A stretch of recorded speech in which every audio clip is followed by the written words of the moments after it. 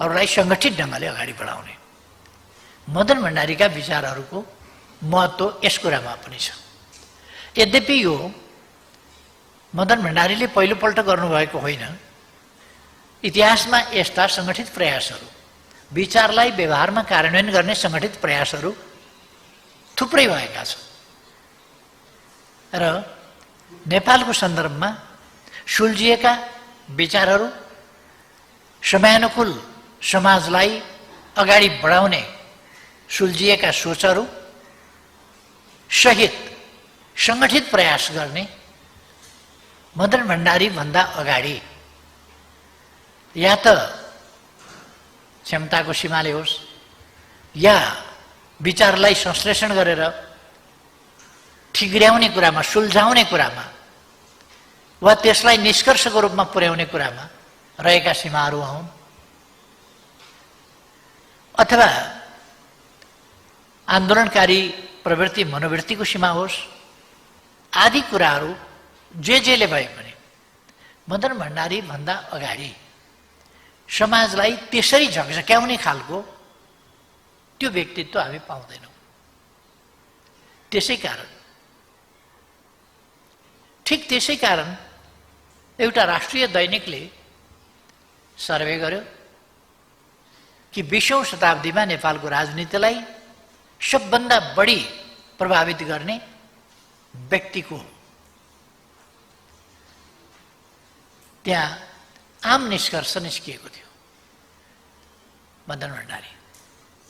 अर्थात् 20औं शताब्दीको नेपाली राजनीतिलाई, नेपाली समाजलाई, नेपाली जनजीवनलाई वैचारिक हिसाबले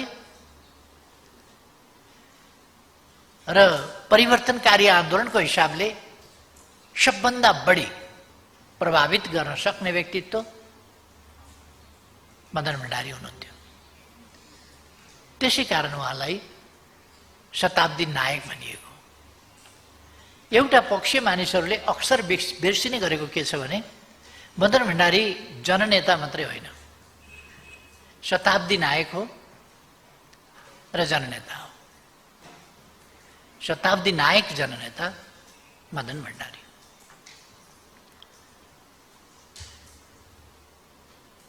आज हामीले विमोचन गरेका पुस्तकहरूमा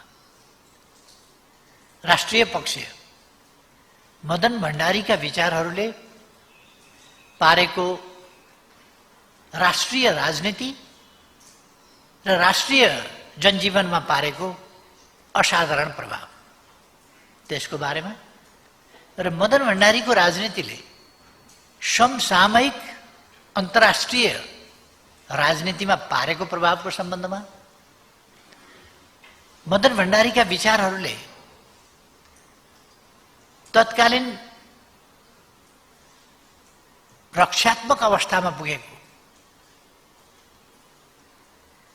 वामपन्थी आन्दोलन, कम्युनिस्ट आन्दोलन, त्यसलाई प्रभावित गर्ने सन्दर्भमा र यथार्थमा राजनीतिक चिन्तन प्रणालीको दुनियाँमा, खालि म नेपालको मात्रै कुरा गरिरहेको छैन, राजनीतिक प्रणाली सम्बन्धी चिन्तन प्रक्रियामा मदन भण्डारीले अगाडि सार्नुभएका सोच, यो विभिन्न नाम र विभिन्न स्कुलिङबाट आफूलाई चिनाउन चाहनेहरू सबैका लागि एउटा झकझक्याउने, थट प्रोभोकिङ भन्छ नि, थट प्रोभोकिङ सोचहरूको रूपमा प्रस्तुत भए। लेफ्ट मुभमेन्टका नाउँमा कमी कहाँ रहे, देशभित्रको सन्दर्भमा सबभन्दा यति सटिक र सशक्त ढङ्गले उहाँले प्रस्तुत गर्नुभयो, जसले गर्दा 2046 साल भदौमा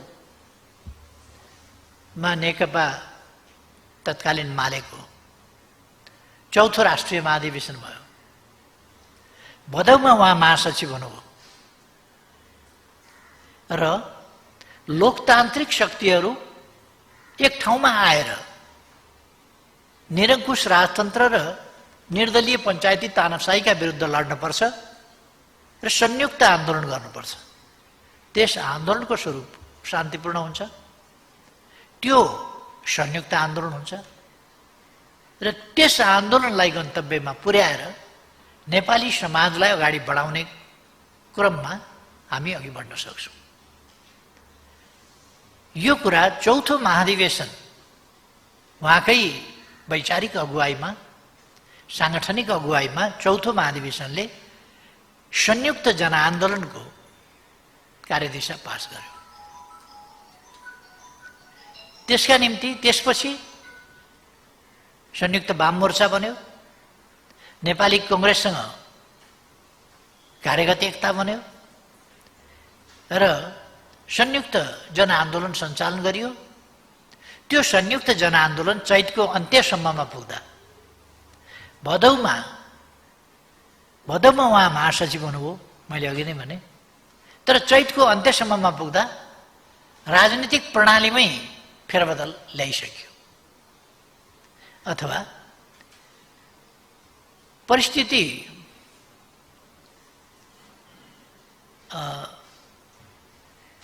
एक ढङ्गले परिपक्व नै थियो। निरङ्कुश राजतन्त्र, तानाशाही प्रणाली। त्यसबाट जनता वाक्क थिए, दिक्क थिए। त्यसले सामाजिक विकासको गतिलाई अगाडि बढाउनुको सट्टा त्यसमा व्यवधान पारिरहेको थियो।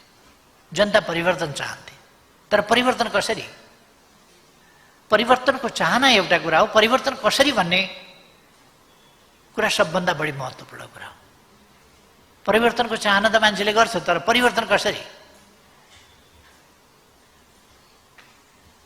अब त्यही कुराको समाधान जननेता मदन भण्डारीले दिनुभयो। परिवर्तन यसरी हुन्छ। नेपाली कङ्ग्रेसमा एउटा हिन्दीमा भनाइ छ, ज्यान जाएगा घोडा नै खाएगा। अर्थ जेसुकै होस्, तर कम्युनिस्टसँग मिल्नु हुँदैन भन्ने पुरानो धारणा, त्यो नयाँ धारणा होइन, नेपाली कङ्ग्रेसको पुरानो धारणा थियो। त्यही धारणाले 7 सालको आन्दोलनको उपलब्धि टिकाउन सकिएन, 15 सालको निर्वाचनको परिणाम टिकाउन सकिएन, आन्दोलनका सहयात्रीमाथि प्रतिबन्ध लगाउने र प्रतिक्रियावादी प्रतिगामी शक्तिहरूसँग मिलेर लोकतन्त्र जोगाउँछु भन्ठान्ने एउटा भ्रान्त धारणा, त्यसका विरुद्ध पुष्पलालले प्रयास गर्नुभएको थियो। तर त्यस प्रयासलाई नेपाली काङ्ग्रेसले स्वीकार्न सकिरहेको थिएन। मदन भण्डारीको नेतृत्व भएपछि त्यसलाई नेपाली काङ्ग्रेसले स्वीकार्ने बिन्दुमा पुग्यो र 46 सालको आन्दोलन उहाँ महासचिव भएको 6 महिना पुरा हुँदा नहुँदा, त्यो 6 महिनाका बीचमै आन्दोलनको तयारी, संयुक्त मोर्चाको निर्माण, संयुक्त वाम मोर्चाको निर्माण आदि कुराहरू भइसकेका थियो र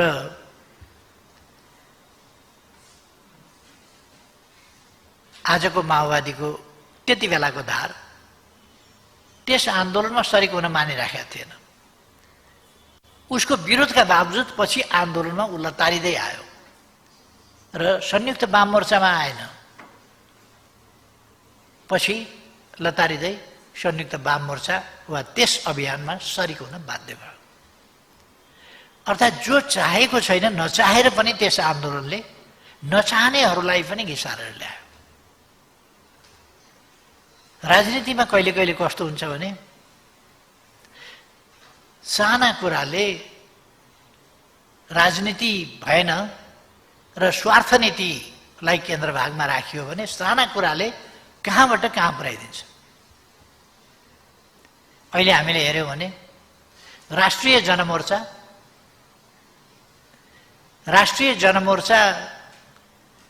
एकजना उहाँहरूको प्रतिनिधि छ। त्यो एकजना प्रतिनिधिलाई कसरी मन्त्री बनाउन सकिन्छ।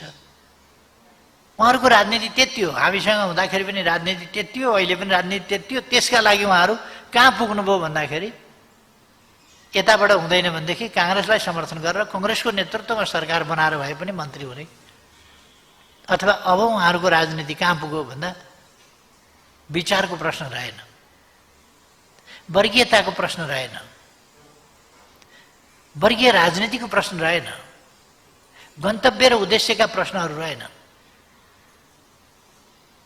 यो एक बारको जिन्दगी,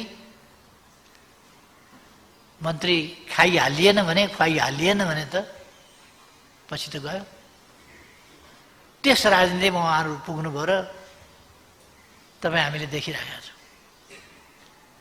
अरू केही मान्छेहरू अहिले हामी देखिराखेका छौँ, विचार हरायो, उद्देश्य हराए, देशलाई कहाँ पुर्याउने हो त्यो कुरो बिर्सियो।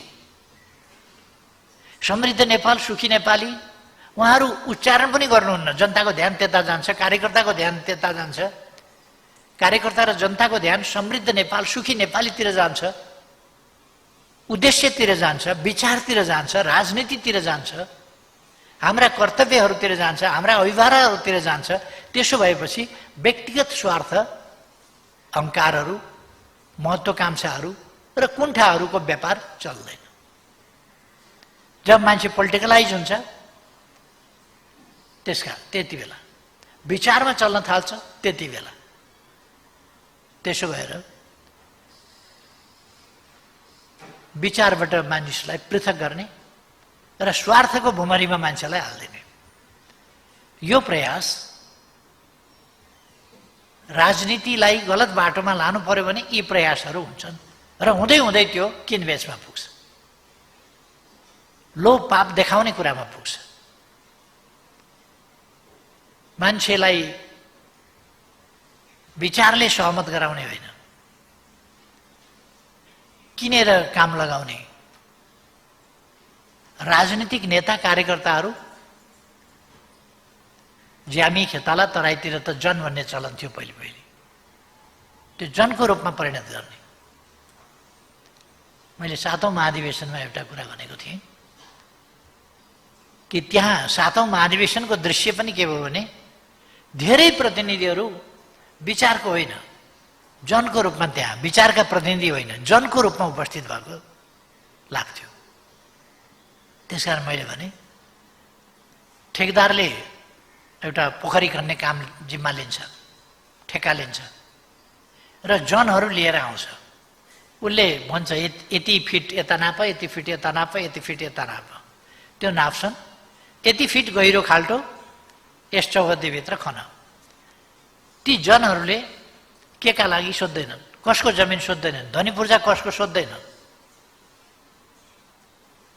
तपाईँलाई यो काम लगाउनेले, ठेक्का लगाउनेले कति दियो पैसा त्यो पनि सोध्दैनन्। उनीहरूलाई आफ्नो ज्यालासँग मतलब छ, अरू कुरासँग मतलब छैन।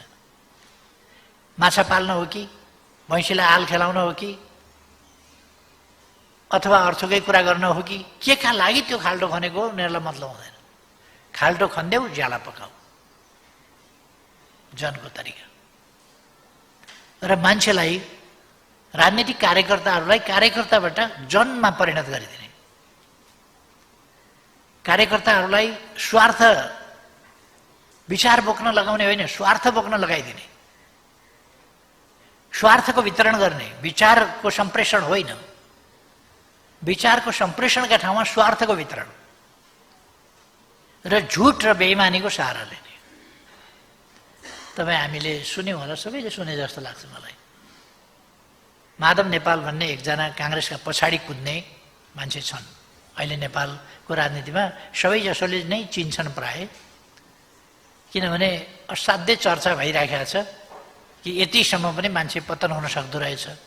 आफ्नो पार्टीको सरकार ढाल्ने, प्रमुख प्रतिपक्षको नेतृत्वमा सरकार बनाउने, कम्युनिस्ट आन्दोलन सिद्ध्याउने, अर्कोतिर लागिसक्ने अनि नेकपा एमालेको वरिष्ठ नेता हुँ भनेर फेरि हिँड्ने। यस्तो लाज शरम पछिको मान्छेको चर्चा अलिकति मान्छेले सकारात्मक मात्रै होइन नकारात्मक हिसाबले पनि चर्चा त हुन्छ नि, मान्छेहरूले गर्छन् नि। गान्धीको मात्रै चर्चा हुँदैन, नाथुराम गोडसेको पनि चर्चा हुन्छ। आजकल नाथुराम गोडसेको अलिक बढी चर्चा हुने गरेको छ, किनभने नेपाली कङ्ग्रेस प्रचण्ड पथमा हिँडेपछि नेपाली कङ्ग्रेसका नेताहरू नै नाथुराम गोडसे खोजी गर्दा भेटिएन नाथुराम गोडसे भने आफै हुने भन्ने तहमा पुगेको भनेको प्रचण्ड पथ नै अँगालेको हो। यसै त अराजनीतिक अस्थिरताको खेती, देश कता जान्छ भन्ने कुराको मतलब छैन। त्यो कुरामा पुग्नु भनेको स्वाभाविक रूपमा यो प्रचण्ड पथ नै अँगालेको हो। प्रचण्ड पथ यति व्याप्त अहिले भइसक्यो, नेपाली कङ्ग्रेसले अँगालेपछि, त्यसलाई आफ्नो मार्गदर्शक सिद्धान्त कङ्ग्रेसले बनाएपछि अहिले प्रचण्ड पथ सुप्रिम कोर्टमा पनि चर्चा हुन्छ। फ्रान्स र बेलायतका राजाहरू किन काटिन्थे भन्दा अहिलेको राष्ट्रपति र प्रधानमन्त्रीले गरे जस्तै गर्दा रहेछन् र पो काटिँदो रहेछ, अथवा अहिलेका राष्ट्रपति र प्रधानमन्त्रीलाई पनि काट्नुपर्छ। यो कुरा त सर्वोच्च अदालतमा प्रचण्डका एकजना कार्यकर्ताले त सर्वोच्च अदालतमै भने। नेपाली कङ्ग्रेसका कार्यकर्ताले नाथुराम गोडसे मै भन्छु अर्को ठाउँमा भने। आश्चर्य लाग्छ, सर्वोच्च अदालतले हिंसालाई यस्तो दुरुत्साहन गर्ने वक्तव्य दिँदा रोक्ने काम गरेको पाइएन। यस्तो हिंसालाई दुरुत्साहन गर्ने काम अदालतमा गर्नुहुन्न। अथवा विद्वान अधिवक्ताजी तपाईँ आफ्नो वक्तव्य सम्हालेर राख्नुहोस् भनेर के न्यायमूर्तिहरूले त्यो सुझाव पनि राख्न सक्नुहुन्न र? तर अहिले मेरो विषय यो होइन, म यसमा गइरहन चाहन्न। झुटको राजनीति कसरी गर्छन्, गलत राजनीति कसरी गर्छन् भन्ने मात्रै मैले चर्चा गर्न खोजेको। झुटको राजनीति कसरी गर्छन् तपाईँहरूले 2-3 दिन अगाडिदेखि सुन्नुभयो होला। प्रधानमन्त्रीको प्रस्ताव मैले माधव नेपाल भन्ने व्यक्तिलाई राखेँ अरे। माधव नेपालले आफै भन्दै हिँडेका छन्, मलाई प्रधानमन्त्रीको प्रस्ताव राखे तर म मान्दिनँ। म शेरबहादुर देउवाप्रति यति समर्पित छु,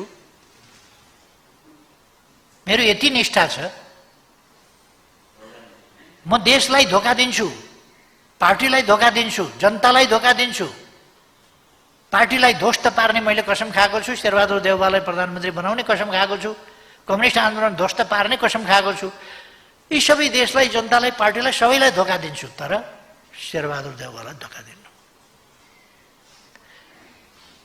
त्यो उनको राजनीति हो। उनी शेरबहादुर देउवाको पार्टी नै जोइन गर्न पनि सक्छन्, कार्यकर्ता भएर हिँडेकै छन्। प्रचण्डको पार्टी त उनलाई जोइन गर्नु नै छ अन्तमा। त्यो त उनको गन्तव्य नै त्यही हो, हुने नै त्यही हो। मैले धेरै महिना अगाडि भनेको थिएँ, माधव नेपाल भनेको प्रचण्डको एउटा मामुली कार्यकर्ता हो, मामुली कार्यकर्ता। तर अहिले धाक के लगाएर हिँडेका छन् भने केपी ओलीले मलाई प्रधानमन्त्रीको प्रस्ताव राख्यो भनेर। मलाई बौला कुकुरले टोक्या छ र? कोही काम नपाएर, कोही नेपालमा नभेटाएर यस्ता मान्छेलाई प्रधानमन्त्रीको प्रस्ताव केपी ओलीले राख्ला? यो आफै आफ्नो महत्ता बढाएर मलाई त प्रस्ताव राखेको छ, कहिले अध्यक्षको प्रस्ताव राखेको छ भन्छ, कहिले प्रधानमन्त्रीको प्रस्ताव राखेको छ भन्छ।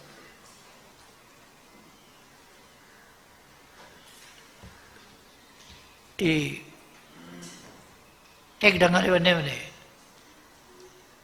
प्रचण्डका पुच्छर हुन्। पुच्छर भएपछि जन्तु पूर्वतिर फर्क्यो भने त्यो पश्चिमतिर हुन्छ, पश्चिमतिर फर्क्यो भने त्यो पूर्वतिर हुन्छ। पछाडि पछाडि पछाडि सँगै हुन्छ क्या त्यो। उनी यता जाउँ भन्यो भने त्यतै पछि पछि लाग्छ, कङ्ग्रेसतिर जाउँ भनेपछि पछि पछि लाग्छ। अस्ति महन्त ठाकुरजीलाई प्रधानमन्त्री बनाउन उहाँहरूले जोड गर्नुभयो, त्यो त डबलीमा भाषण गरेकै साथीहरूले सुन्नुभयो होला। महन्तजी तपाईँ प्लिज प्रधानमन्त्री भइदिनुहोस्, भइदिनुहोस्।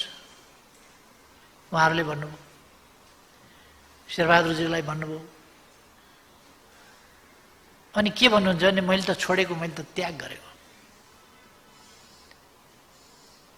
कोही कतिजनाले त्याग गरेको, त्यतापट्टिका सबैले त्याग गरे हुन् कि प्रधानमन्त्री पद? एउटा शेरबहादुर मात्रै लोभी रहेछन् त्याग नगर्ने, अरू सबैले त्याग गरे हो कि? यस प्रकारका झुटका खेतीहरू गर्छन्।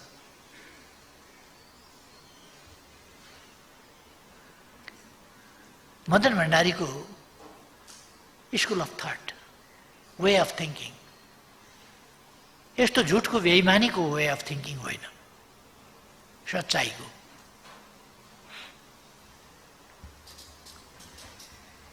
वास्तवमा हामीले सत्यको मार्ग अवलम्बन गर्नुपर्छ। देशप्रति निष्ठाको मार्ग अवलम्बन गर्नुपर्छ। एकछिनमा अहिले प्रचण्डले अस्ति राष्ट्रपति भन्दा त राजै राम्रो के भनेका र मान्छेले छक्क माने। किन छक्क मान्ने? छेपारोले त रङ एक एकछिनमा फेर्छ त। खैरो खैरो मुढामा गयो भने खैरो खैरो खालको रङ बनाउँछ, अर्को खालको हरियो हरियोमा गयो भने हरियो हरियो रङ बनाउँछ, अलिक कालो बोक्रो भएका ठाउँमा पुग्यो भने त्यहाँ कालो कालो बनाउँछ। छेपारोले रङ फेर्छ त। कहिले कम्फर्टेबल सरकार बनाइदिन्छु भन्छ, कहिले यस्तो हुँदाखेरि पनि हाम्रा लोकतान्त्रिक छिमेकी के हेरेर बसेका छन्, किन हस्तक्षेप गर्दैनन् भन्छ। कहिले गणतन्त्र ल्याउने मै हुँ भन्छ, कहिले गणतन्त्र काम लाग्दैन, गणतन्त्र भन्दा त राजतन्त्रै राम्रो भन्न पुग्छ। कहिले यो राष्ट्रपति भन्ने संस्था भन्दा त राजै ठिक भन्न पनि पुग्छ। यो कुन सा ठुलो कुरा हो प्रचण्डलाई? कहिले विदेशबाट हतियार ल्याएर नेपाली जनताको नरसंहार गर्छ। नेपाली जनताले दुःखले थुपारेका जम्मा गरेका पैसाहरू ब्याङ्कका ब्याङ्क लुटेर सखा बनाइदिन्छ। साना सहकारी, कृषि सहकारी लगायत लुटेर खतम बनाइदिया हुन्छ। संरचनाहरू ध्वस्त पारिदिया हुन्छ। निर्दोष आबाल वृद्ध वनिता बाल बालिका समेत ध्वस्त पार्ने अमानवीय जघन्य त्यस प्रकारका क्राइम गरेको हुन्छ। कहिले बाँदर मुडे घटाउँछ। नियन्त्रणमा लिएर, महिनौसम्म नियन्त्रणमा लिएर मानिसहरूको निर्मम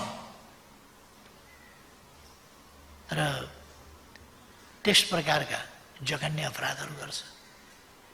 अब अहिले फेरि लोकतन्त्रको मसिया भएर, जो लोकतन्त्रको विरुद्धमा जनयुद्ध कसका विरुद्ध लड्यो?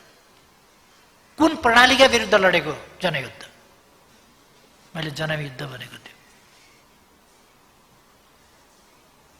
ती युवाहरूलाई परिवर्तनका सपना देखाएर, सुन्दर भविष्यको सपना देखाएर कसैलाई मराइदिए, कसैलाई अपाङ्ग बनाइदिए, कसैको घर व्यवहार क्षेत्र विच्छेद बनाइदिए। अरब जाने सुरु कसरी भयो? मान्छे देशभित्र होइन, देश छोडेर भाग्नुपर्ने अवस्था कसले गर्दा आयो? तिनै मान्छे भाका फेरेर फेरि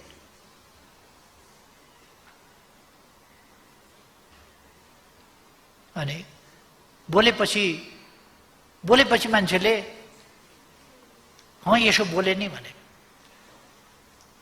त्यो त त्यस्तै हो। नील वर्ण सङ्गाल कथा भन्छ। एउटा नीलो वर्णको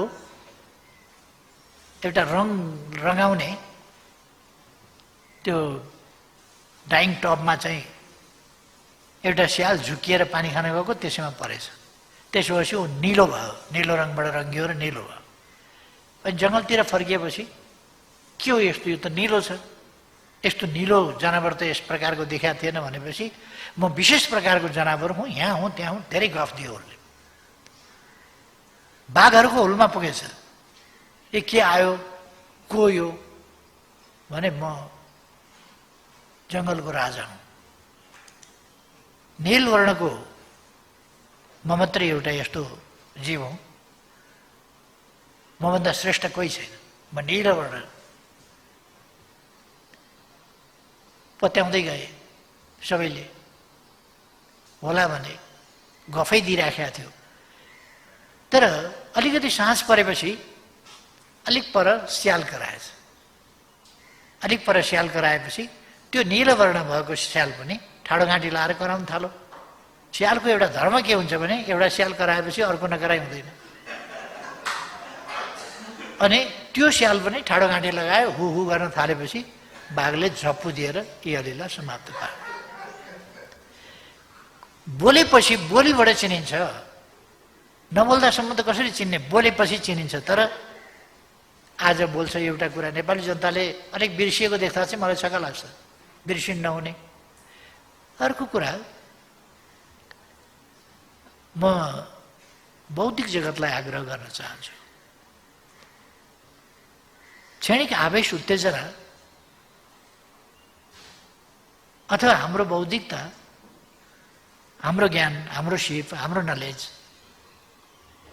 हाम्रो प्रतिबद्धता देशप्रति हुनुपर्छ, जनताप्रति हुनुपर्छ, हाम्रा भावी सन्ततिको भविष्यप्रति हुनुपर्छ। लहै लहैमा हामी बग्नु हुँदैन। हामी लहै लहैमा बग्ने होइन। हामी देश र जनताप्रति उत्तरदायी भएर आफ्ना अभिव्यक्तिहरू दिनुपर्छ, देशको सुन्दर भविष्यका लागि दिनुपर्छ र इमान्दारिताका साथ काम गर्नुपर्छ। अब मदन भण्डारीको सोच भनेको वैयक्तिक संकीर्ण तात्कालिक स्वार्थहरूको व्यापार गरेर हिँड्ने होइन। दीर्घकालीन रूपमा देश र जनताको भलो गर्ने, देशमा मेलमिलाप होस्, शान्ति होस्, देशमा सुशासन र विकास होस्। अहिलेको परिस्थिति कस्तो छ? नेपालका राजनीतिक शक्तिलाई हेर्नुभयो भने अहङ्कार, दम्भ, असन्तुष्टि, छटपटाहट, त्यो छटपटाहट तपाईँ देख्न सक्नुहुन्छ। कोभिडको यत्रो महामारी छ, सरकारले निषेधाज्ञा जारी गरेको छ। नेपाली कांग्रेस जस्तो पार्टी आफ्नै नेतृत्वमा अहिले के भयो, के बित्यो र आन्दोलनमा उत्रिनु पर्यो? के का विरुद्ध आन्दोलन? ताज्जुब नि, आन्दोलनको पनि त एउटा कारण हुन्छ नि। के का विरुद्ध? सरकारले विकास निर्माण गर्यो त्यसकारण, दार्चुलामा बाटो खन्दैछ त्यसकारण, महाकालीमा पुल बनाउँदैछ त्यसकारण, दैजीमा औद्योगिक क्षेत्र बनायो त्यसकारण, अथवा पूर्व पश्चिम राजमार्ग बनायो त्यसकारण, हजारौंको संख्यामा पुल बनायो त्यसकारण, ट्विन विस्थापन गरेर झोलुङ्गे पुल बनायो त्यसकारण। अचानक महामारी आयो, तर केही ठाउँमा नपुग्न सक्या होला, तर आम रूपमा अनलाइन शिक्षा सुरु गर्यो। यस्तो महामारी आयो अचानक, तर सम्पन्न देशहरूभन्दा पछि छैन नेपाल। त्यसअनुसार तत्कालबाट पहिलो स्वाब टेस्ट हामीले हङकङ पठाएर गरेका थियौँ। आज देशभित्रै पर्याप्त स्वाब टेस्ट हामी गर्न सक्छौँ, पिसिआर टेस्ट गर्न सक्छौँ। त्यो निःशुल्क गरेका छौँ हामीले। धनी देशहरूले निःशुल्क परीक्षण गरेका छैनन्, धेरै धनीहरूले निःशुल्क परीक्षण गरेका छैनन्। इन्सुरेन्सले कभर गरेको होला कतिपय ठाउँमा, त्यसबाहेक गरेका छैन। तर हामीले जहाँ इन्सुरेन्स भर्खर हामी सुरु गर्दैछौँ, हेल्थ इन्सुरेन्स, त्यस ठाउँमा हामीले त निःशुल्क परीक्षण, निःशुल्क उपचार, अब खोप ल्याउन थालेका छौँ हामीले। अस्तिदेखि खोप ल्यायौँ। हामी खोप उत्पादक होइनौँ, तर खोप उत्पादक नहुँदा नहुँदै पनि एसियामा खोप उत्पादक भारतभन्दा पछि हामी दोस्रो हौँ भ्याक्सिन सुरु गर्ने, र हामीले धेरै अगाडि बढाएका छौँ। हामी कहाँ भ्याक्सिनको अलिकति केही प्राविधिक कुराहरू होलान्। हामीले जसरी पाउने सोचेका थियौँ, हामीले पैसा पेमेन्ट गरिसकेको, तिरिसकेको पनि हामीले खोप पाउन सकेका छैनौँ। त्यो खालको असहज परिस्थिति त छ, अप्ठ्याराहरू त छन्, तर हामी खोप त विभिन्नतिर कुरा गरेर ल्याइराखेका छौँ र खोपको कमी हुँदैन।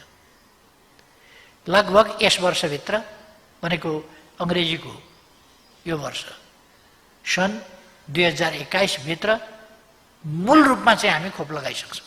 मूल रूपमा अलिकति छिटपुट बाँकी रहला, किनभने हामी जतिसुकै छिटो गरे पनि, जस्तो चीनले अहिले पनि खोप लगाइराखेको छ, त्यो खोप भनेको चाहिँ त्यो खुरुखुरु लगाइहाल्न एकैछिनमा सकिने कुरा होइन। त्यसको सर्कल पनि हुन्छ, फेरि त्यसका लागि खोप उत्पादन पनि गर्नु पर्यो, एकैचोटि ल्याएर स्टोर गर्न सकिँदैन, फेरि त्यो डेट एक्सपायर हुन्छ, त्यसलाई उपयुक्त वातावरणमा राख्नुपर्छ। यी सबै पक्षहरू छन्। त्यसकारण लिमिट उत्पादन हुन्छ, लिमिट सप्लाई हुन्छ, लिमिट हाम्रो सामर्थ्य छ खोप दिने पनि। यो सबै कुराले हामी गर्छौँ। अनि यस्तो अवस्थामा सबै मिलेर एकजुट भएर राष्ट्रका समस्या समाधान गर्दै लोकतान्त्रिक अभ्यासबाट अगाडि बढ्नुपर्ने ठाउँमा लोकतान्त्रिक अभ्यासमा नजाने, संसदलाई पङ्गु बनाउने, जनतामा जान नदिने, जनतामा जाने अलोकतान्त्रिक कुरा भयो। जनतामा जानु, जनताले आवधिक मूल्याङ्कन गर्ने र ताजा जनादेश दिने कुरा चाहिँ प्रतिगमन भयो भन्नु जस्तो हास्यास्पद कुरा के हुन्छ? अलोकतान्त्रिक कुरा के हुन्छ? राजनीतिलाई जनताका बीचमा लान नदिने, राजनीतिलाई संसदबाट जो जनप्रतिनिधिको सर्वोच्च संस्था हो त्यहाँबाट निरूपण गर्न नदिने, त्यहाँ निरूपण गर्न नसक्ने, अदालतमा मलाई प्रधानमन्त्री बनाइ पाऊँ भन्ने। अनि लोकतान्त्रिक विधिबाट हो र सरकार ल्याउने कहाँबाट भन्दा अदालतबाट मुद्दा लडेर। दुनियाँमा मुद्दा लडेर सरकार आउने, अदालतबाट मुद्दा के प्रधानमन्त्री छानिने सुन्नुभएको छ कहीँ? नेपालमा त्यो अभ्यास गर्न खोजिएको छ। जनताका बीचमा जान नहुने, प्रतिगमन हुन्छ। अनावश्यक संस्थाहरूलाई राजनीतिमा संलग्न गराउने र शक्ति पृथकीकरणको सिद्धान्तको व्यवहार त धज्जी उडाउने कति उपयुक्त हुन्छ? यसका लागि, यसमा दबाब दिन, अदालतलाई दबाब दिनका लागि आन्दोलन गर्ने, लोकतान्त्रिक शक्तिहरूका लागि स्वतन्त्र न्यायालयको फैसला आफ्नो पक्षमा पार्नका लागि दबाब दिन आन्दोलन गर्ने, कोभिडका बेला निषेधाज्ञा तोडेर राजनीतिक दलहरू, कानुनको राजमा राजनीतिक दलहरूले के उहाँहरूको आन्दोलन रोक्नका लागि निषेधाज्ञा जारी भएको हो र? कोभिड नियन्त्रण गर्नका लागि होइन। कोभिड हामीले नियन्त्रण गर्दै लगेका छैनौँ। प्रतिदिन 9,000 भन्दा बढी सङ्क्रमित हुने ठाउँमा अहिले हामीले 1,000 को आसपासमा ल्याइसकेका छौँ। अनि यो सङ्ख्या घटाएको छैन, मृत्युदर घटाएका छैनौँ हामीले। लगभग 1,000 चाहन्छन् सङ्क्रमित छ भने 3,000 चाहन्छन् निको हुनेको सङ्ख्या छ।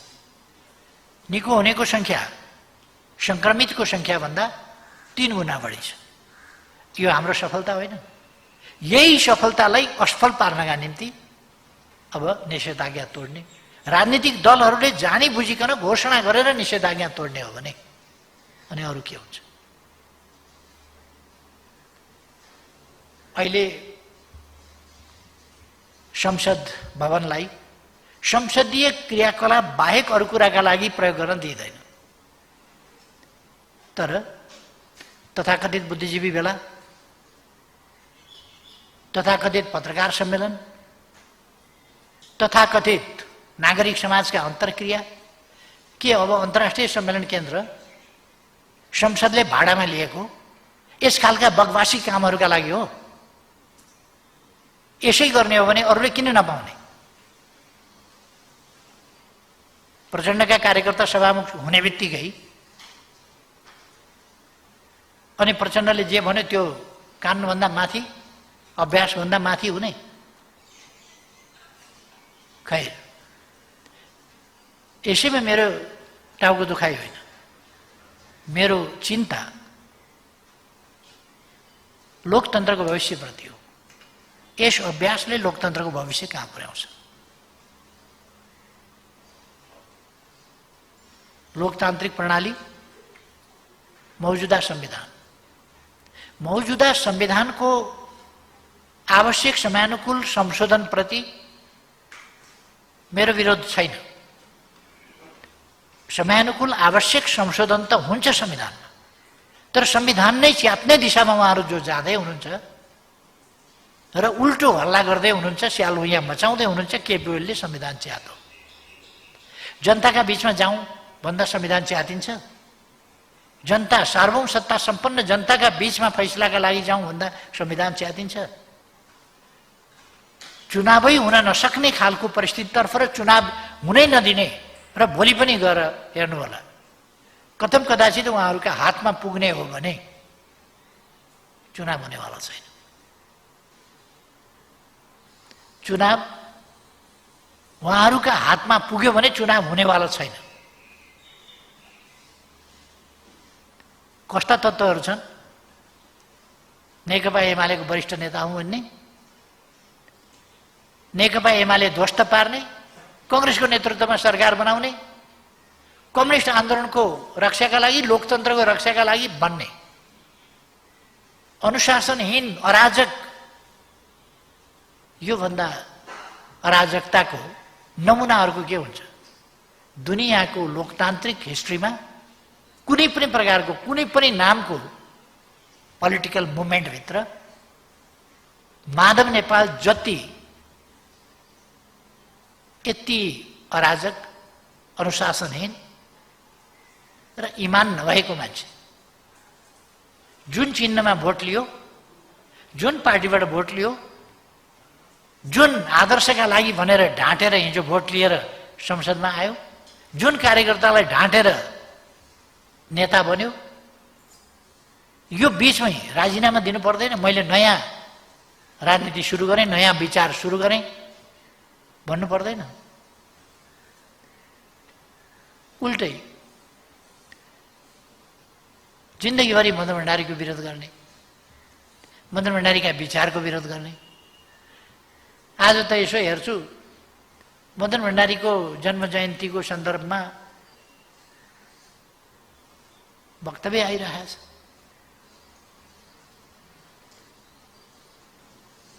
बेशरमको पनि हद हुन्छ। त्यही पार्टी ध्वस्त पार्न खोज्ने, मदन भण्डारीका विचार समाप्त पार्न खोज्ने। मदन भण्डारी फाउन्डेसन गठन भयो भनेको सुन्दाखेरि उनीहरूलाई टाउको दुख्ने।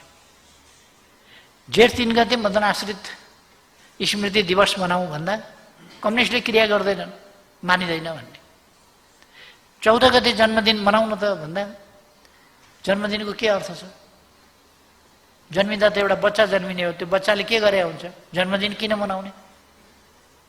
पछि ठुलो भएपछि मदन भण्डारीले योगदान गरे होला, जन्मिँदा के योगदान थियो र जन्मदिन मनाउने भन्ने तर्क गर्ने। अनि जब केही साथीहरूले पार्टीको यो रवैया भएन, माधव कुमार नेतृत्वको एमालेले त मदन भण्डारीलाई पनि बिर्साउन खोजिरहेको छ। मदन भण्डारीको नाम लिनु हुँदैन। तपाईहरूले यो 63 सालतिरको होला,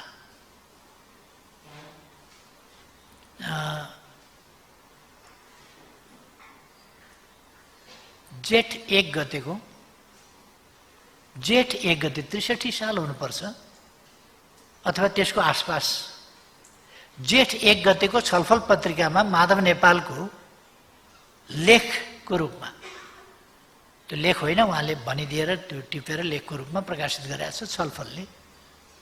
त्यो हेर्नुभयो भने थाहा हुन्छ मदन भण्डारीको बारेमा माधव नेपालले के भन्छन् भने, हिमाल टाढाबाट हेर्दा राम्रो हुन्छ, राम्रो देखिन्छ, तर नजिकैबाट हेर्नेलाई थाहा हुन्छ। हामी मदन भण्डारीको नजिकै बसेर काम गर्नेलाई थाहा छ मदन भण्डारी कस्तो हो, के हो भन्ने। बाहिरबाट हेरेर राम्रो राम्रो भनेर हुन्छ? टाढाबाट त हिमाल पनि राम्रो देखिन्छ, नजिकै गएर हेर त कस्तो छ हिमाल, कतिको प्रिय हुन्छ नजिक गएर हेर।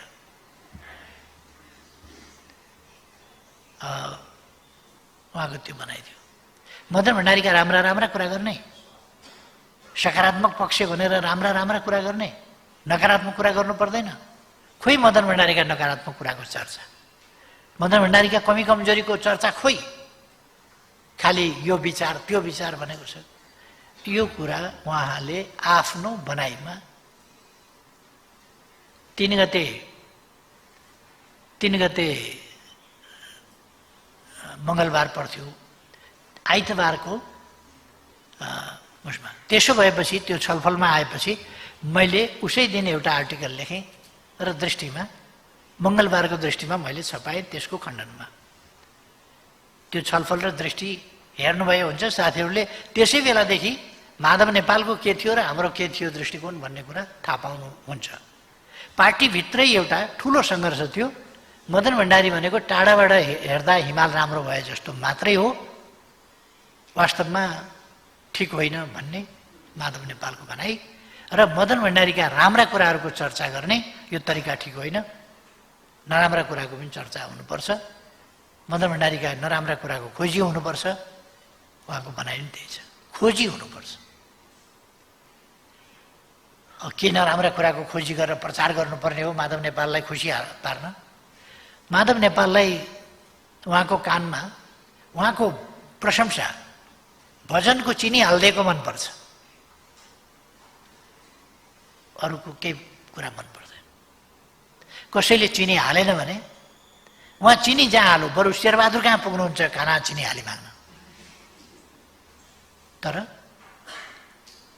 उहाँ जहाँ चिनी कानमा हाल्ने मान्छे भेटिन्छ त्यहीँ कुद्नुहुन्छ। प्रचण्डका पछाडि किन कुद्नुभयो उहाँ?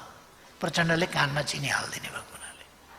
प्रचण्डलाई के छ, देश बनाउनु छैन, आन्दोलन बनाउनु छैन, केही छैन।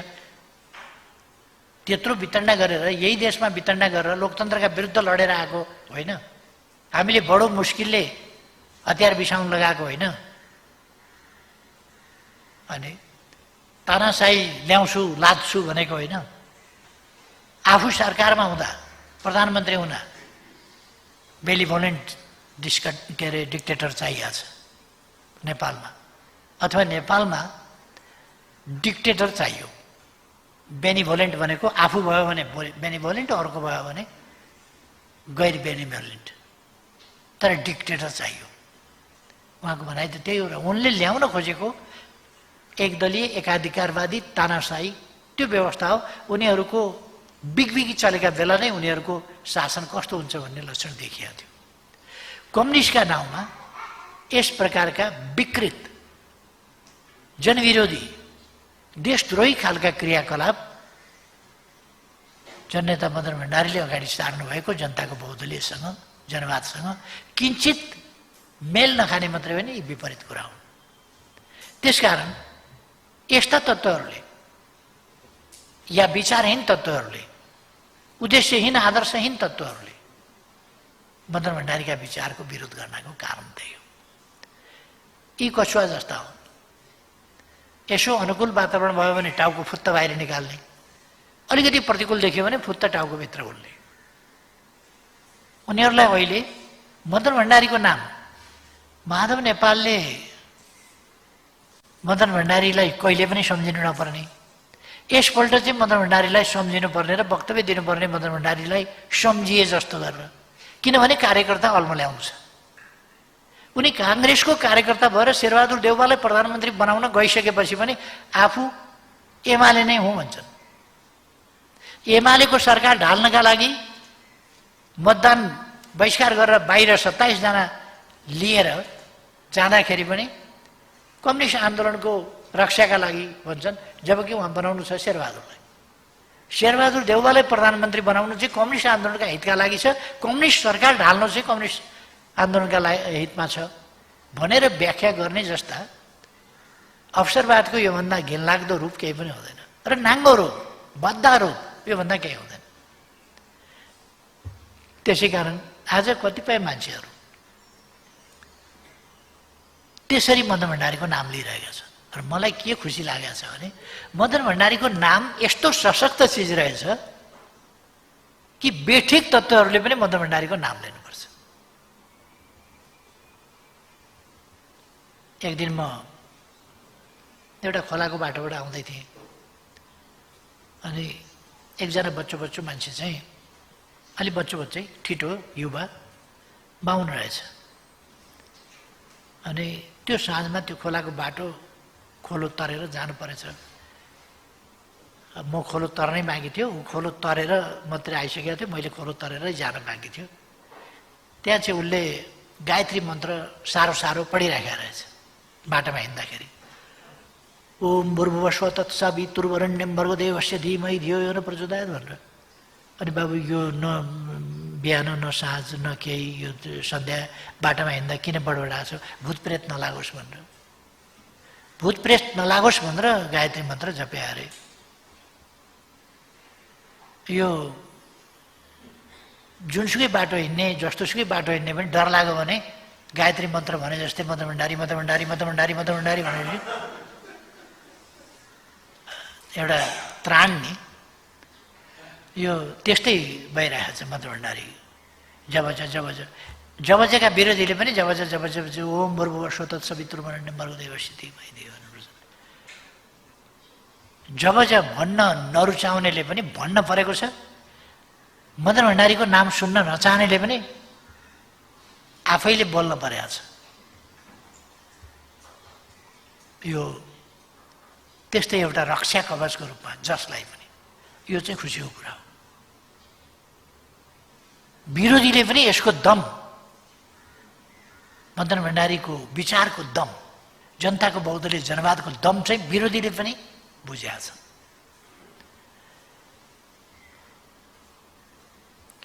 मदन भण्डारीले नेपालको सन्दर्भमा एउटा विकट अवस्थामा आन्दोलनको वास्तविक वैचारिक र साङ्गठनिक अगुवाई गर्नु आफ्नो कालमा। मदन भण्डारीको समयमा वैचारिक नेतृत्व अरू कसैले वैचारिक नेतृत्व गरेन। उहाँको वक्तव्यलाई जनताले असाधारण ढङ्गले मन पराउने कारण के हो भने उहाँको विचारमा, वक्तव्यमा खालि वक्तव्य मात्रै हुँदैन थियो, अराजनीतिक खालको वक्तव्य, वक्तव्यका लागि वक्तव्य, क्षणिक वक्तव्य, त्यो भनिसकेपछि त्यसको उपादेयता सिद्धियो, त्यस्तो वक्तव्य मात्रै हुँदैन थियो। उहाँको वक्तव्यमा एउटा बाटो हुन्थ्यो, एउटा गन्तव्य हुन्थ्यो र त्यो बाटोमा हिँड्ने तरिका र उपायहरू हुन्थे जसबाट युवाहरू, जनताहरू यस मार्गमा हिँडेर यहाँ पुगिने रहेछ है भन्ने कुराको स्पष्टता प्राप्त गर्थे, मार्गदर्शन प्राप्त गर्थे। त्यसकारण मदन भण्डारीको वक्तव्य मन पराउँथे र सुन्न आउँथे मान्छे, सुन्न लालायित हुने कुरा त्यही हो। अहिले त्यसपछि हामीले हेऱ्यौँ भने देशको बारेका, देशको लोकतान्त्रिक प्रणालीको बारेमा, लोकतान्त्रिक प्रणाली भनेको कस्तो हो भन्ने बारेमा आम नेताहरूले चर्चा गरेर सुनिँदैन। जसले चर्चा गर्छ त्यो कुरा उनीहरूलाई डाइजेस्ट हुँदैन।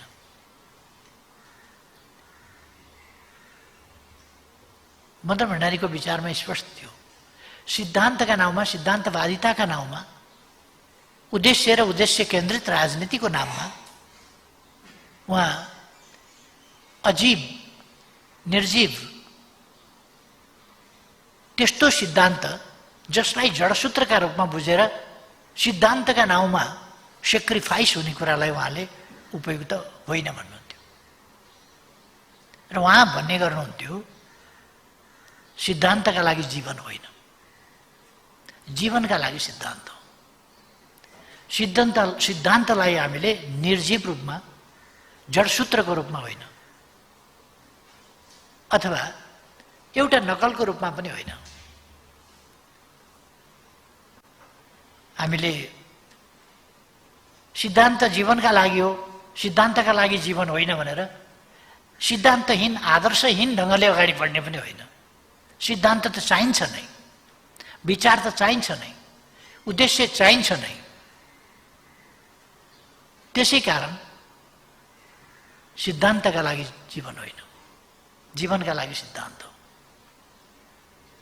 सिद्धान्तका लागि मर्नु पर्छ पनि पर्दैन पनि। मैले थुप्रै प्रसङ्गमा थुप्रै ऐतिहासिक सन्दर्भहरूमा भन्ने गरेको छु। सिद्धान्तका लागि थुप्रैले जीवन आहुति दिएका छन्, थुप्रैले। नेपालमै थुप्रैले सिद्धान्तका लागि जीवन दिएका छन् र इतिहासमा स्वेच्छाले आफ्ना विचारका पक्षमा जीवन दिएका छन् धेरै मान्छे। यी प्रसङ्गहरू मैले थुप्रै ठाउँमा भनेको छु। मैले सुकरातको प्रसङ्ग भनेको छु। उनलाई भगाउन खोजियो तर उनले भाग्न मानेनन्।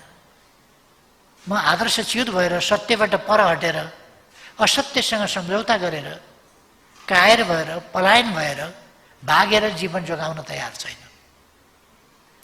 म सत्यका लागि निष्ठाका लागि जीवन बलिदान गर्न तयार छु। उहाँले त्यो कुरा भन्नुभयो र विषको प्याला आफैले समातेर पिउनुभयो तर भाग्न मान्नु भएन, जीवन दिन तयार हुनुभयो। वास्तवमा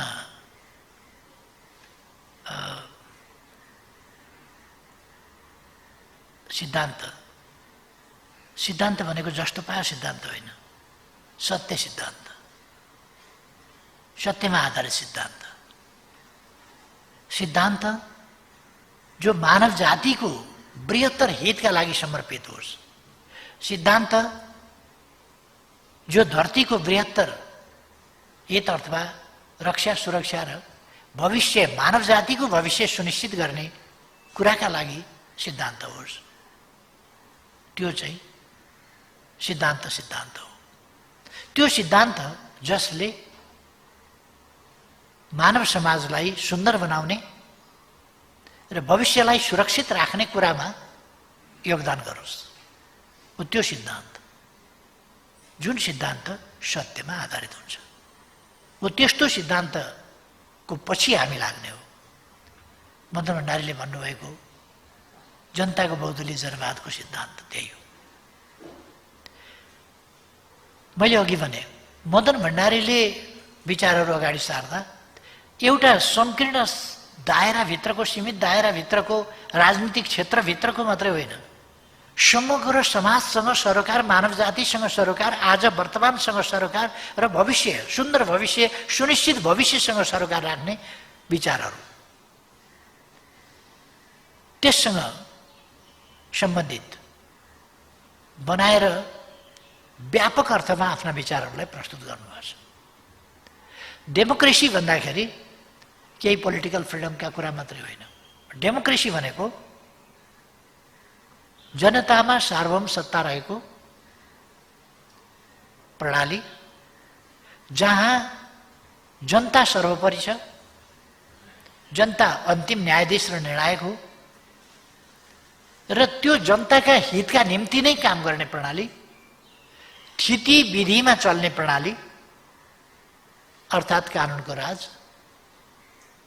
स्थिति विधि भन्नाले शक्ति पृथकीकरणको सिद्धान्त, स्थिति विधि भनेकै शक्ति पृथकीकरणको सिद्धान्त भन्ने कुराले आउँछ।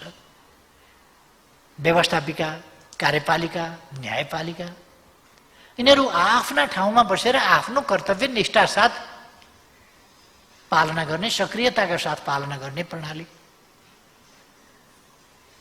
संविधानको सर्वोच्चताको, संविधानलाई जोसुकैले पनि मान्नुपर्ने त्यो प्रणाली र संविधानको अपव्याख्या र गलत व्याख्या गर्ने, संविधानमाथि थिचोमिचो गर्ने कुरा होइन। अहिले त कानुनले परिभाषा स्पष्ट रूपमा एउटा गरेको छ, फैसला अर्को आउँछ।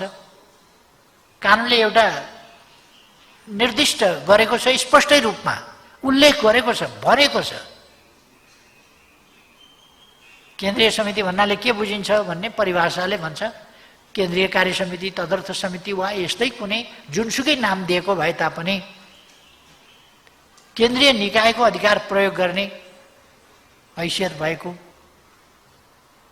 केन्द्रीय वा राष्ट्रिय तहको संस्था बुझ्नुपर्छ।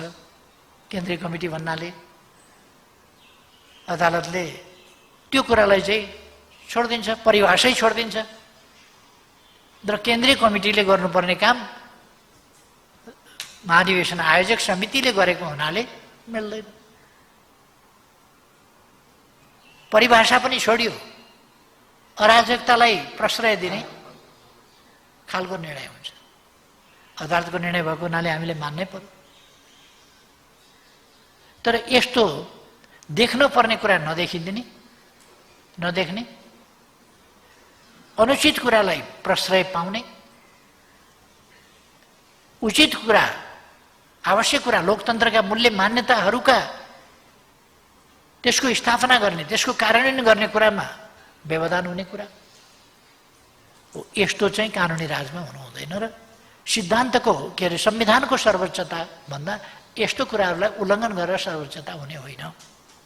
त्यसकारण संविधानको परिपालना निष्ठाका साथ गरेर मात्रै हुन सक्छ। जनताको बहुदलीय जनवादले भन्ने कुरा हो। र हामी एउटा समतामूलक, शान्तिपूर्ण, समृद्ध समाज निर्माण गर्न चाहन्छौँ र त्यसको निष्कर्षमै हामीले भनेका छौँ लोकतन्त्र भनेको पोलिटिकल फ्रिडम वा प्रेस फ्रिडम वा यस्तै केही फ्रिडमहरूको कुरा मात्रै होइन। यो समग्र लोकतन्त्र भनेको समग्र यस्तो प्रणाली हो, जनप्रणाली। र यस प्रणालीलाई हामीले त्यसको मर्म, त्यसको भावना अनुसार नै बृहत अर्थमा अथवा कम्प्रेहेन्सिभ डेमोक्रेसी हामीले भनेका छौँ। परिपूर्ण लोकतन्त्र, सबै पक्ष समेटेको कम्प्रेहेन्सिभ परिपूर्ण लोकतन्त्रको रूपमा बुझ्नुपर्छ। आज हामी अलिकति राष्ट्रिय राजनीति अन्डोलमा परेको छ। केही पोलिटिकल लिडरहरूका महत्त्वाकांक्षा, कुण्ठा, हतारो जस्ता कुराहरूले राष्ट्रिय राजनीतिलाई बर्गल्याएको छ। केहीका वैयक्तिक स्वार्थहरूले संस्थाहरूलाई नै धमिल्याएको छ। यो कुरा नेपाली कांग्रेसले पनि अलिक पछाडि गएर बुझ्छ। नेपाली कांग्रेसले पनि के थाहा पाउने छ भने शेरबहादुर देवको प्रधानमन्त्री फेरि हुने उत्कट इच्छाले उहाँले लोकतान्त्रिक मार्ग छोड्दिनु भयो। जनताको भरोसा, जनतामाथिको भरोसा छोड्दिनु भयो र केही जाली फटाहरू टिपेर कृत्रिम अलोकतान्त्रिक मार्गबाट प्रधानमन्त्री हुने बाटो समाउनु।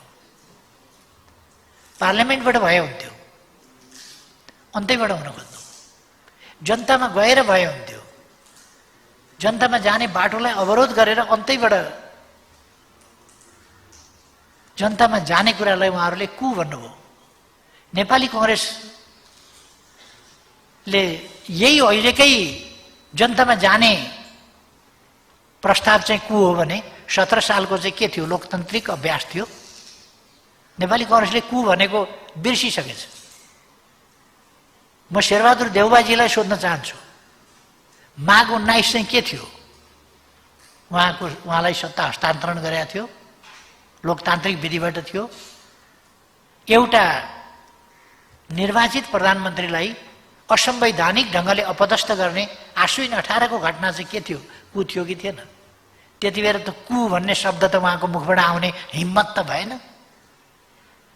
त्यति बेला त उहाँले कु भन्न सक्नु भएन त। आश्विन 18 निर्वाचित प्रधानमन्त्रीलाई अपदस्थ गरेर अध्यक्ष कि के अरे अध्यक्ष भएको हुनाले हटाइदिए।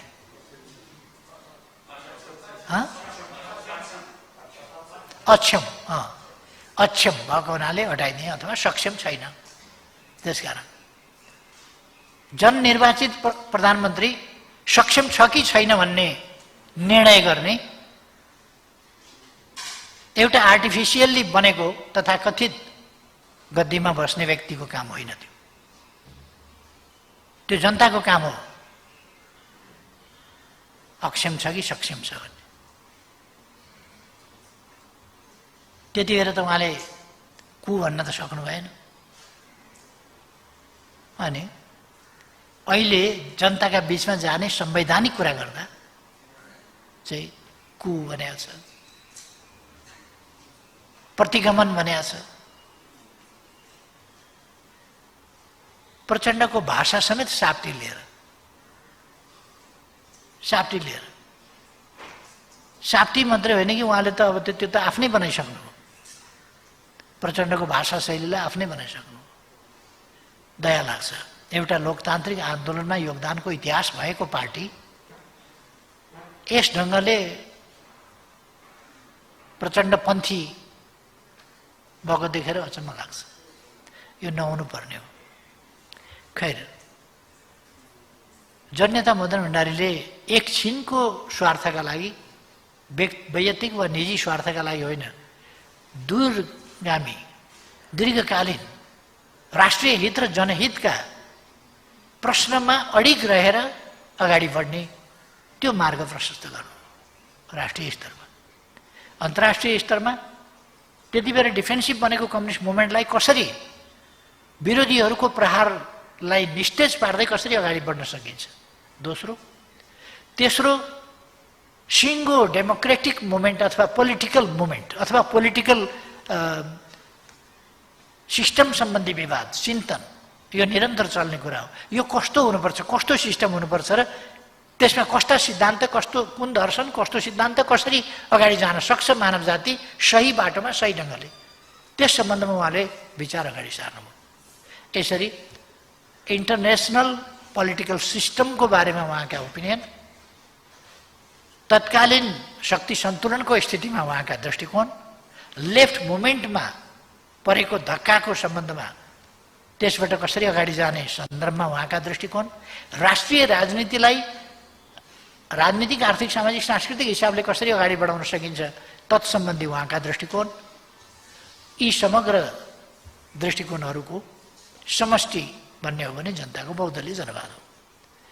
यसभित्र एउटा दार्शनिक पक्ष छ, एउटा सैद्धान्तिक पक्ष छ, एउटा वैचारिक पक्ष छ र यसभित्र राष्ट्रिय राजनीति छ र अन्तर्राष्ट्रिय दृष्टिकोण छ।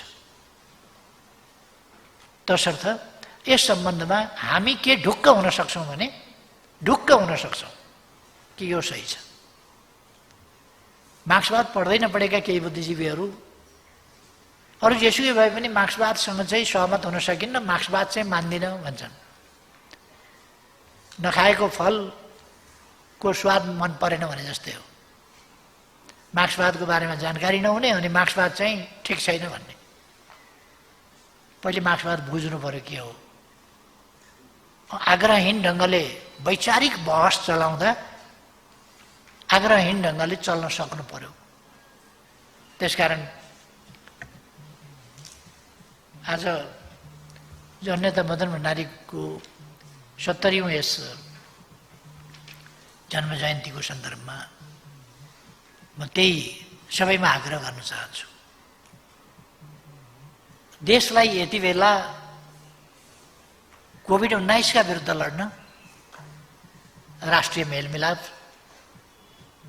सहयोग, सहयात्रा चाहिएको छ। सहमति र सहयात्राका साथ, आधारभूत अन्डरस्ट्यान्डिङका साथ प्रतिस्पर्धा गरौँ स्वस्थ ढङ्गले, तर आधारभूत अन्डरस्ट्यान्डिङ चाहिँ हुनु पर्यो। त्यसका साथ अगाडि बढ्न यो कोभिडको परिस्थितिले पनि हामीलाई माग गरेको छ। एउटा लोकतन्त्र हामीले सुदृढ गर्नुपर्ने छ। हामीले ठुलो बलिदान दिएर ल्याएको परिपाटी हो। एकछिन एउटा मान्छेको आकांक्षा, अर्कोको कुण्ठा, अर्काको वैरभाव, अर्काको महत्त्वाकांक्षा जस्ता कुराहरूको बाट ग्रस्त बनाएर, तिनीहरूबाट आक्रान्त बनाएर लोकतन्त्रलाई खतरामा पर्न दिनु हुँदैन। त्यसका लागि राष्ट्रिय समझदारी, राष्ट्रिय सहकार्य आवश्यक छ, समझदारी आवश्यक छ। दोस्रो कुरा यो। तेस्रो कुरा, साम्प्रदायिक विद्वेष जस्ता कुराहरूबाट अनेक ढङ्गले परिचयको राजनीति, पहिचानको राजनीति, के राजनीति भनेर देशलाई अत्यन्तै बिथोल्न खोजियो। त्यो बिथोलेको स्थितिबाट बल्ल बल्ल सम्हालेर हामीले विविधतामा एकता, विविधता हाम्रो सुन्दरता हो भनेर, डाइभर्सिटी यो खराब चिज होइन, डाइभर्सिटी हाम्रो सम्पन्नता हो। यति सानो भूगोलमा सर्वोच्च शिखरदेखि समुद्र सतहभन्दा केही मिटर मात्रै उचाइमा भएको भूभाग, यो डाइभर्सिटी केही किलोमिटरभित्र यस्तो डाइभर्सिटी छ भने अरू जैविक वनस्पतीय वा अरू प्रकारका डाइभर्सिटी र त्यसै गरेर सामाजिक डाइभर्सिटी पनि त्यस्तै त्यस्तै खालको छ। हाम्रो भाषिक अनेक र हाम्रो समाजको सामाजिक बनोट, यसको इतिहास, यो विभिन्न ठाउँको माइग्रेसनबाट बनेको एउटा समाज, विभिन्न समयका माइग्रेसनहरूबाट यसरी बनेको। यस्तो समाजका विशेषतालाई हेरेर हामीले यो विविधतामा एकता हुनुपर्छ। म अनेकतामा पनि भन्दिनँ, विविधतामा एकता, अनेकतामा एकता होइन, विविधतामा एकता हो यो। त्यसकारण यो विविधतामा एकता, कतिपयले अनेकतामा एकता भन्ने गरेका छ, त्यस्तो होइन, विविधतामा एकता हो। यो आज हामीलाई चाहिएको छ। यस्तो बेलामा अनावश्यक ढङ्गले राम्ररी चलिरहेको लोकतान्त्रिक अभ्यास, लोकतन्त्रतर्फको अभ्यास, गत निर्वाचनभन्दा यता हामीले संविधान अनुरूपका थुप्रै नयाँ कानुन निर्माण गऱ्यौँ, त्यसको संशोधन गऱ्यौँ, कतिवटा कानुनलाई संविधान अनुकूल बनायौँ, संरचनाहरू संविधानले भनेका संरचना बनायौँ र वित्तीय संघीयतालाई पनि हामीले कार्यान्वयन गऱ्यौँ। यसरी अगाडि बढिरहेका ठाउँमा यो सबै कुरालाई बिथोल्ने गरी हाम्रा उपलब्धिहरूका साथ हामी लोकतन्त्रलाई, लोकतान्त्रिक बाटोबाट विकास निर्माणलाई अगाडि बढाउने एउटा अभियानमा लागिरहेका बेला फेरि हुडल्ने प्रचण्ड पद, प्रचण्डको कामै हुडल्ने हो, प्रचण्डको कामै देशलाई बर्बाद बनाउने हो। विगत पनि त्यही हो, आगत पनि त्यही हो। पार्टी एकीकरण गरिएको थियो, त्यो एकीकरण भत्काउने काम फेरि प्रचण्डबाटै भयो। अनि त्यस्ता मान्छेलाई गुरु थापेर लोकतान्त्रिक इतिहास भएका पार्टीहरू समेत प्रचण्ड पथमा हिँड्नु र प्रचण्ड मार्गी हुनु अचम्म लाग्छ। म भन्न चाहन्छु, प्रचण्डलाई पनि यो सही लोकतान्त्रिक मार्गमा ल्याउनु जरुरी छ। हामीले सीके राउतलाई यस मार्गमा ल्याएका छौँ, विप्लवलाई यस मार्गमा ल्याएका छौँ, प्रचण्डलाई हिजो यस मार्गमा ल्याएका हौँ। प्रचण्डले अर्को ढङ्गले फेरि राष्ट्रिय राजनीतिलाई बिथोल्ने कामको अगुवाई गरिराखेका छन्। अघि लुखुर शेरबहादुरलाई लगाएर हिँडेका छन्। अगाडि लगाउँदैमा नायक हुँदैन, कहिले नायक पछाडि बसेर नायकत्व लिइराखेका हुन्छ। जोत्दाखेरि हलीभन्दा गोरु अगाडि हुन्छन्। तर कसले लिड गरेका छ, कसले चलाएको छ भन्ने कुरा ख्याल गर्नुपर्छ। अगाडि हिँडे भन्दैमा मैले लिड गरेको छु भन्ने भ्रम पालियो भने आन्दोलन वर्ग लिन्छ। त्यसकारण अगाडि बसेर पनि पछाडि बसेर पनि लोकतान्त्रिक शक्तिले गलत बाटोमा मिसलिड हुनु हुँदैन, मेरो सबैमा आग्रह छ। र म फेरि एकपल्ट अहिले अब मैले जननेता मदन भण्डारीका साहित्यिक व्यक्तित्व, सांस्कृतिक व्यक्तित्व, अरू पक्षहरू आदिको बारेमा धेरै चर्चा गर्न चाहन्न, किनभने यो काफी चर्चा भइ पनि सकेको छ, हामीलाई धेरै पक्षहरू जानकारी पनि भइसकेको छ। त्यसकारण अहिले मैले मदन भण्डारी, जनताको बहुदलीय जनवाद र आजको सन्दर्भ, तीनटा कुरा मिलाएर आजको सन्दर्भमा जनताको बहुदलीय जनवाद, यस प्रसङ्गलाई अलिकति जोड्ने कोसिस गरेर आफ्ना विचारहरू राखेका छु। यस कार्यक्रमको आयोजनाका लागि मदन भण्डारी फाउन्डेसनलाई धेरै धेरै धन्यवाद भन्न चाहन्छु। मदन भण्डारी फाउन्डेसनले यहाँसम्म आइपुग्न निकै धेरै सङ्घर्ष गर्नु परेको छ। यो कसैसँग प्रतिस्पर्धी पार्टी होइन, यो कसैको भाग खोज्न पनि जाँदैन, कसैका खुट्टा तान्न पनि जाँदैन र यसले कसैलाई पगडी लगाइदिन पनि जाँदैन। राजनीति कर्मीहरूले, राजनीतिक पार्टीहरूले आफ्नो आफ्नो गरी खानुपर्छ। तर जननेता मदन भण्डारीका विचारहरू जो सही छन्, एउटा हामीले भन्ने अक्सर अलिक सजिलोसँगले भन्ने गरेको, अलिकति हल्काफुल्कै ढङ्गले भन्ने गरेको के छ भने मदन भण्डारीलाई चिरकालसम्म स्मरण गरियोस् भन्नका लागि यी प्रयासहरू होइन। मदन भण्डारी यस्तो व्यक्तित्व हो जसलाई चिरकालसम्म स्मरण गराइरहनु पर्दैन। त्यो उहाँका कामहरू, उहाँका विचारहरूले फर्किकन मार्गदर्शन गरिरहनेछन् समाजलाई र गलत विचारहरूका विरुद्ध एउटा वैचारिक आन्दोलन, सशक्त आन्दोलन मदन भण्डारीका विचार हुन्। त्यसकारण गलत विचारवालाहरूले पनि मदन भण्डारीको सदैव खण्डन गरिरहनुपर्छ अथवा मदन भण्डारीलाई स्मरण गरिरहनुपर्छ। सही विचार साथ अगाडि बढ्नेले पनि मदन भण्डारीको मार्गदर्शन पछ्याउनुपर्छ, त्यति बेर पनि मदन भण्डारीलाई स्मरण गर्नुपर्छ। र अरू थुप्रै कुराहरूमा मदन भण्डारीलाई फलो गर्नुपर्छ। त्यसकारण हाम्रा मदन भण्डारी फाउन्डेसनका क्रियाकलापहरू मदन भण्डारीको स्मृतिलाई जीवन्त राख्नका लागि अथवा जीवित राख्नका लागि होइन, मदन भण्डारीबाट शिक्षा लिएर समाजलाई अगाडि बढाउनका लागि हो। मदन भण्डारीको स्मरणलाई जीवित राख्नका लागि केही प्रयास गर्नु पर्दैन। त्यो त यस्तो चिज हो कि विरोधीले पनि नाम लिनुपर्छ, त्यो यस्तो चिज हो। त्यसकारण यो चाहिँ हामीलाई मार्गदर्शन गर्नका निम्ति आवश्यक छ, हामीलाई समाज बनाउनका निम्ति आवश्यक छ, सुन्दर समाज बनाउनका निम्ति।